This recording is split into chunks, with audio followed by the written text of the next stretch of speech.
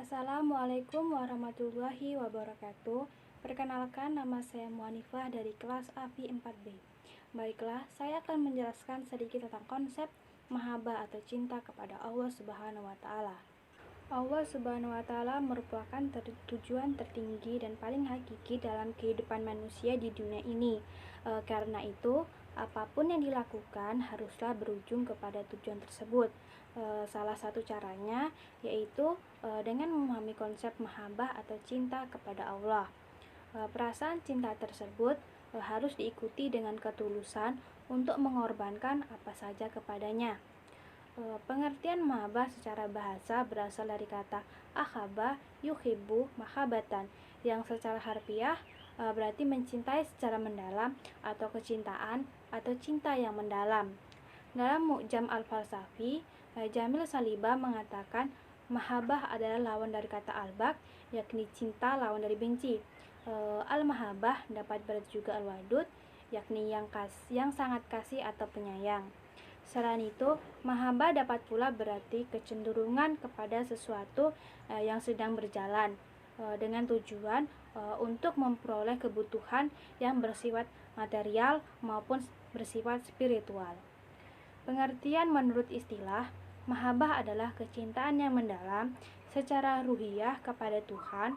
Secara istilah, mahabbah merupakan perasaan rindu dan senang yang istimewa terhadap sesuatu.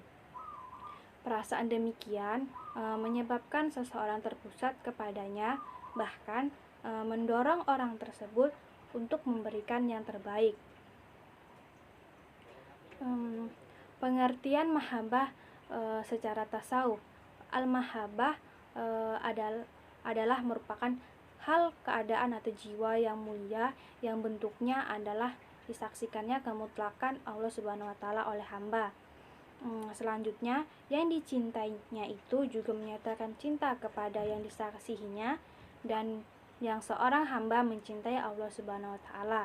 Dilihat dari segi tingkatannya, mahabbah yang dikemukakan oleh Harun Nasution yang dikutip dari Al-Sarai ada 3 macam, yaitu yang pertama, mahabbahnya orang biasa, yaitu selalu mengingat Allah dengan berzikir.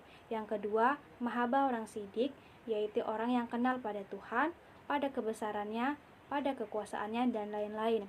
Mahabbah yang ketiga yaitu mahabbah orang arif, yaitu orang yang tahu betul pada Tuhan. Cinta ini timbul karena telah tahu betul pada Tuhan.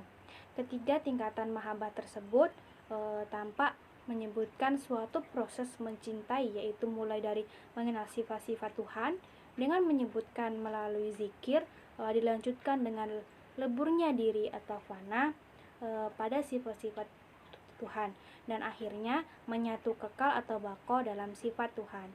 Dari ketiga tingkatan ini, tampaknya cinta yang terakhirlah yang ingin dituju oleh mahabbah. Ilustrasi tentang cinta juga dikemukakan oleh Ibnu Al-Arabi bahwa mahabbah adalah bertemunya dua kehendak, yakni kehendak Tuhan dan kehendak manusia. Kehendak Tuhan yakni kerinduannya untuk bertajali dengan alam, sedangkan kehendak manusia ialah kembali pada esensi sebagai wujud mutlak. Kedudukan mahabbah dibandingkan dengan ma'rifat, roh mahabbah lebih tinggi tingkatannya daripada ma'rifah, karena ma'rifah merupakan tingkat pengetahuan pada Tuhan melalui mata hati al-qalb, sedangkan mahabbah adalah perasaan kedekatan dengan Tuhan melalui cinta. Oleh karena itu, menurut Al-Ghazali, mahabbah merupakan manifestasi ma'rifah kepada Tuhan. Di antara ulama ada yang menempatkan mahabbah dengan bagian dari maqamat tertinggi, yang merupakan puncak pencapaian para sufi. Mahabbah atau cinta mengandung arti keteguhan dan kemantapan. Seseorang yang sedang dilanda rasa cinta pada sesuatu tidak akan beralih atau berpaling pada suatu tujuannya.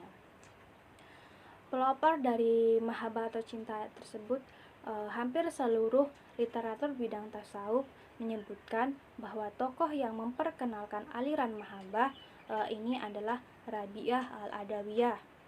Hal ini didasarkan pada ungkapannya yang menggambarkan bahwa ia menganut paham tersebut. Nama lengkapnya adalah Rabi'ah binti Ismail al-Adawiyah al-Basariyah adalah seorang zahid. Ia dikenal sebagai seorang sufi wanita yang zuhud, yaitu tidak tertarik kepada kehidupan duniawi, sehingga ia mengabdikan hidupnya hanya untuk beribadah kepada Allah. Rabi'ah al-Adawiyah dijuluki sebagai the mother of the grandmaster, atau ibu para sufi besar, karena kezuhudannya.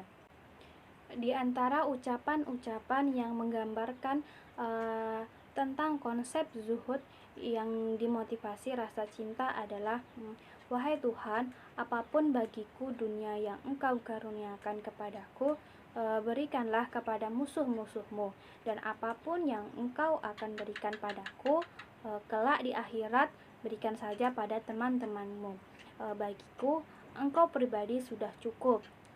Riwayat lain menyebutkan bahwa ia menolak lamaran-lamaran pria soleh. Dari Basar Irak ini hidup antara tahun 713 sampai 801 Hijriah. Sumber lain menyebutkan bahwa ia meninggal dunia dalam tahun 180 Hijriah. Sejak kecil Rabi'ah sudah dikenal sebagai anak yang cerdas dan taat beragama.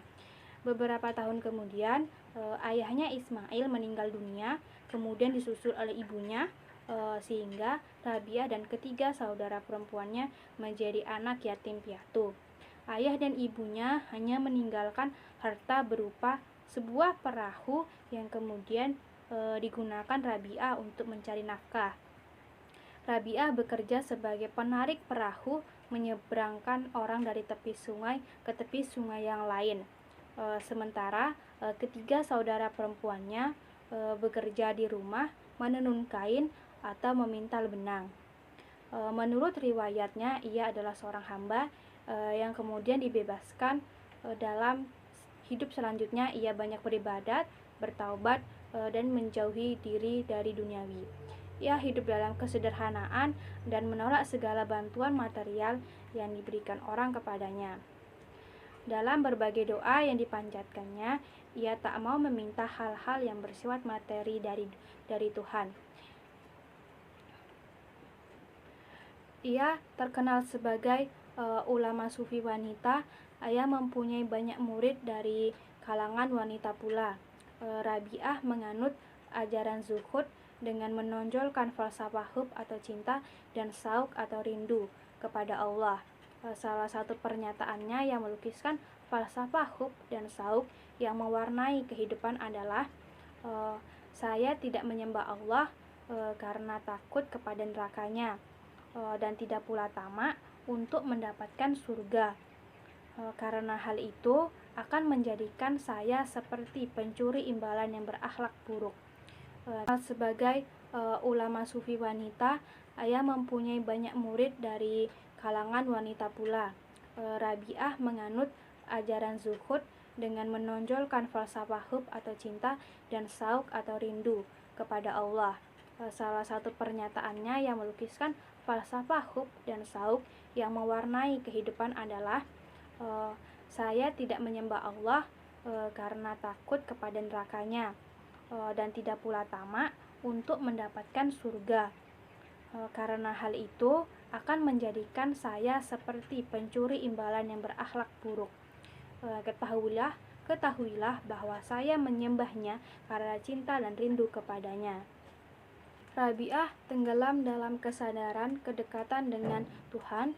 Ketika sakit, ia pun berkata kepada tamu yang menanyakan sakitnya, demi Allah, aku tak merasa sakit, lantaran surga telah ditampakkan bagiku, sedangkan aku merindukannya dalam hati, dan aku merasa bahwa Tuhanku cemburu kepadaku, lantas mencelakaiku. Dialah yang membuatku bahagia. Cinta Rabi'ah yang tulus tanpa mengharapkan sesuatu pada Tuhan terlihat dari ungkapan doa-doa yang disampaikannya. Ia misalnya berdoa, ya Tuhanku, bila aku menyembahmu lantaran aku takut kepada neraka, maka bakarlah diriku dalam neraka, dan bila aku menyembahmu karena mengharapkan surga, maka jauhkanlah aku dari surga. Namun jika aku menyembahmu demi engkau, maka janganlah engkau tutup keindahan abadimu. Alat untuk mencapai mahabbah. Para ahli tasawuf menggunakan pendekatan psikologi yang melihat adanya potensi rohaniah yang ada dalam diri manusia. Menurut Harun Nasution, alat untuk mencapai mahabbah ada 3 alat yang dapat dipergunakan untuk berhubungan dengan Tuhan, yaitu yang pertama al-qalb, yaitu hati sanubari sebagai alat untuk mengetahui sifat-sifat Tuhan. Kedua, roh, yaitu sebagai alat untuk mencintai Tuhan. Ketiga, sir, yaitu alat untuk melihat Tuhan. Sir lebih halus daripada roh dan lebih halus daripada qalb. Menurut Harun Nasution, bahwa alat untuk memperoleh ma'rifah dari sufi tersebut disebut sir. Dengan keterangan tersebut dapat diketahui bahwa alat untuk mencintai Tuhan adalah roh, yaitu roh yang sudah dibersihkan dari dosa dan maksiat, serta dikosongkan dari kecintaan kepada segala sesuatu, melainkan yang diisi oleh cinta kepada Tuhannya. Misalnya yang berbunyi, Qul in kuntum tuhibbunallah wattabi'u yuhibbunallah. Jika kamu cinta kepada Allah, maka turutlah aku dan Allah akan mencintai kamu. Quran Surah Ali Imran ayat 30. Ya'ti Allah biqaumin yuhibbu wa yuhibbunahu. Allah akan mendatangkan suatu umat yang dicintainya dan yang mencintainya. Quran Surah Al-Ma'idah ayat 54. Di dalam hadis juga dinyatakan sebagai berikut, hambaku senantiasa mendekatkan diri kepadaku dengan perbuatan-perbuatan hingga aku cinta kepadanya. Orang yang kucintai menjadi telinga, mata, dan tanganku. Kedua ayat dan satu hadis tersebut di atas memberikan petunjuk bahwa antara manusia dan Tuhan dapat saling mencintai, karena alat untuk mencapai Tuhan yaitu roh berasal dari roh Tuhan dan roh yang ada pada manusia. Ayat dan hadis tersebut juga menjelaskan bahwa pada saat terjadinya mahabbah, diri yang dicintai telah menyatu dengan yang mencintai yang digambarkan dalam telinga, mata, dan tangan Tuhan. Dan untuk mencapai keadaan tersebut dilakukan dengan amal ibadah yang dilakukan dengan sungguh-sungguh. Pengaruh mahabbah dalam tasawuf. Ajaran-ajaran Rabi'ah tentang tasawuf dan sumbangannya terhadap perkembangan Sufisme dapat dikatakan sangat besar. Sebagai seorang guru dan penuntun kehidupan sufistik, Rabi'ah banyak dijadikan panutan oleh para sufi, dan secara praktis penulis-penulis besar sufi selalu membicarakan ajaran dan mengutip syair-syair sebagai seorang ahli tertinggi. Di antara mereka adalah Abu Thalib Al-Makki, Abu Suharwandi, dan teolog muslim. Al-Ghazali juga mengacu pada ajaran-ajaran Rabi'ah sebagai doktrin-doktrin dalam sufisme. Baiklah, itu sedikit penjelasan tentang konsep mahabbah atau cinta dari saya. Lebih kurangnya saya mohon maaf. Saya akhiri, wabillahi taufiq wal hidayah. Wassalamualaikum warahmatullahi wabarakatuh.